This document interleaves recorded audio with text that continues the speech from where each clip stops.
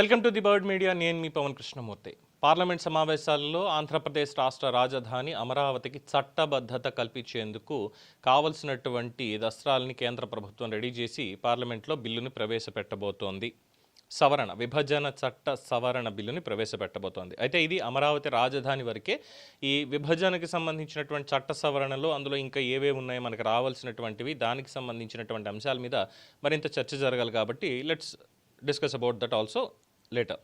అయితే ఈ అమరావతి రాజధాని జూన్ 2, 2024 సంవత్సరం నుంచి కూడా రాష్ట్రానికి చట్టబద్ధత అనేటువంటిది, రాష్ట్ర రాజధానిగా చట్టబద్ధత అనేది కల్పించాలి అని చెప్పి నిర్ణయం తీసుకున్నారు. ఆ బిల్లు ప్రవేశపెట్టబోతున్నారు. మొత్తానికి బాగానే ఉంది. దీని మీద కమిటీలు ఏర్పాటు చేశారు. కమిటీలు ఏర్పాటు చేసినటువంటి దాంట్లో మాట్లాడడం ఇదంతా అయింది. సభలో ఏదో డిస్కషన్ కూడా దీనికి సంబంధించి చేయాలన్నటువంటి పాయింట్ వచ్చింది. అయితే దీని మీద మరి రాష్ట్రం నుంచి ఉన్నటువంటి ఎంపీలందరూ కూడా రాష్ట్రానికి రాజధాని కావాలి, మరి రాజధాని ఏంటి, కేంద్రం డిసైడ్ చేస్తుంది, చట్టబద్ధత ఇస్తుంది అమరావతికి అన్న పాయింట్లో ఉన్నప్పుడు ఏం చెప్తారన్న దగ్గర మన గౌరవ ఎంపీ మిథున్ రెడ్డి గారు మాత్రం సరికొత్త పాయింట్ ఒకటి ఎత్తుకొచ్చారు. ఏంటంటే రైతులకి న్యాయం చెయ్యాలి అని.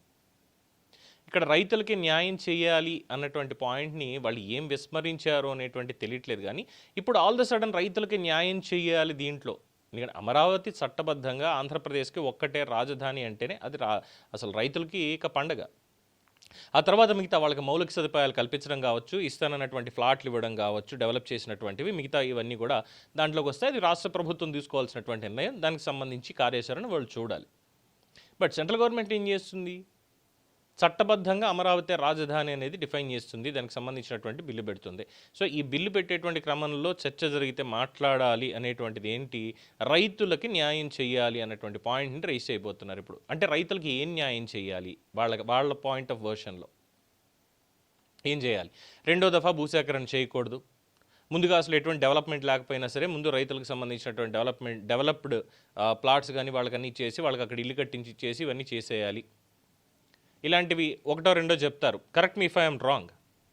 కరెక్ట్గా ఇలాంటివి ఏదో తీసుకొచ్చి రైతులకి న్యాయం చేయాలని చెప్తారు. అసలు రైతులకి న్యాయం చేయాలి అనేటువంటి మాట ఎత్తుకోవడమే సిగ్గుచేటు కాదు వీళ్ళకి. అమరావతి రైతుల మీద ఎన్ని దాష్టికాలు ఆ రోజు చూడలేదా? తల్లుల కడుపుల్లో తన్నారే, అది చూడలేదా? అదా రైతులకు న్యాయం చేయడం. అమరావతిని శ్మశానం అన్నారు. 5 ఏళ్ల పాటు అడవిని పెంచారు శుభ్రంగా, అక్కడ తుమ్మలు. రైట్? ఎక్కడికక్కడ ఇసుకను ఎత్తుకుపోయారు, ఇటకలు ఎత్తుకుపోయారు, కాంక్రీట్ ఎత్తుకుపోయారు, మొత్తం అన్నీ అయిపోయింది. 2014-19 మధ్యలో ఏం మాట్లాడారు అనేది చూసాం. అమరావతి కాదు, అది కమ్మరావతి అంటూ ఒక కుల ప్రాతిపదికన దానికి చేసినటువంటి ఈ ప్రాపగాండా అంతా అయిపోయింది.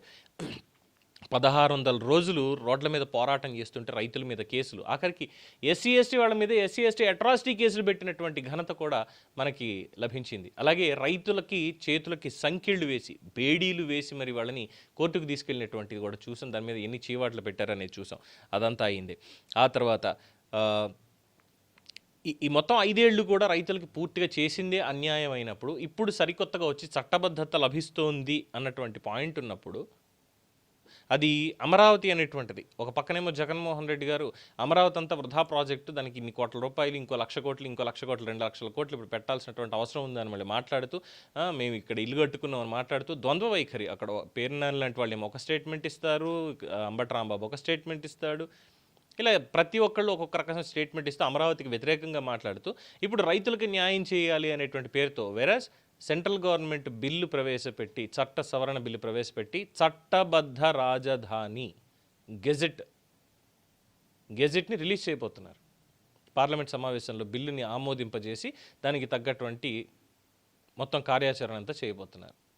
అమరావతికి అన్యాయం చేసి, అక్రమాలు చేసి, అమరావతిని పూర్తిగా సమాధి చేసి, శ్మశానమని ఇన్ని చేసినటువంటి వాళ్ళు ఇప్పుడు వచ్చి రైతులకు న్యాయం పేరుతో మళ్ళీ దీనికి అడ్డం పడబోతున్నారు. ఏదో ఒకటి రచ్చ చేయాలి దాని మీద, మళ్ళీ రాష్ట్రంలో ఏదో ఒక రచ్చ జరగాలి. ఇదే కాన్సెప్ట్ని తీసుకెళ్తున్నారు. అంటే రాష్ట్రానికి ఒక కేర్ ఆఫ్ అడ్రస్ ఉండక్కర్లేదు అనేది ఏమైనా ఫిక్స్ అయిపోయారా?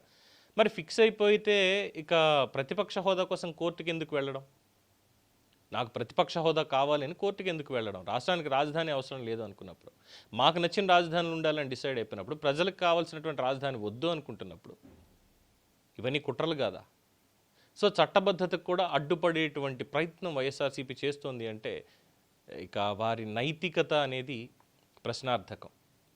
ఇక వారే నిరూపించుకోవాలి మాకు నైతిక విలువలు అనేవి ఉన్నాయి, మేము రాష్ట్ర ప్రయోజనాల కోసమే. రాష్ట్ర ప్రయోజనాలకి రాష్ట్రానికి రాజధాని అనేది కేంద్రం చట్టం చేస్తుంది, అయిపోయింది అక్కడ. క్లియర్ అది. 5 ఏళ్లలో 3 ముక్కలు ఆట ఆడి రాష్ట్రాన్ని 3 ముక్కలు చేద్దాం అనేటువంటి ప్రయత్నం చూసాం ఆల్రెడీ.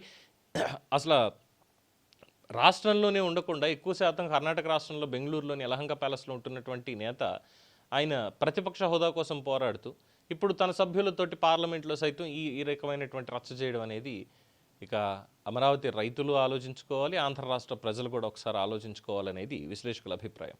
ఏమంటారు? దీని మీద మీ అభిప్రాయాన్ని కామెంట్స్ రూపంలో తెలియజేయండి. చూస్తూనే ఉండండి ది బర్డ్ మీడియా.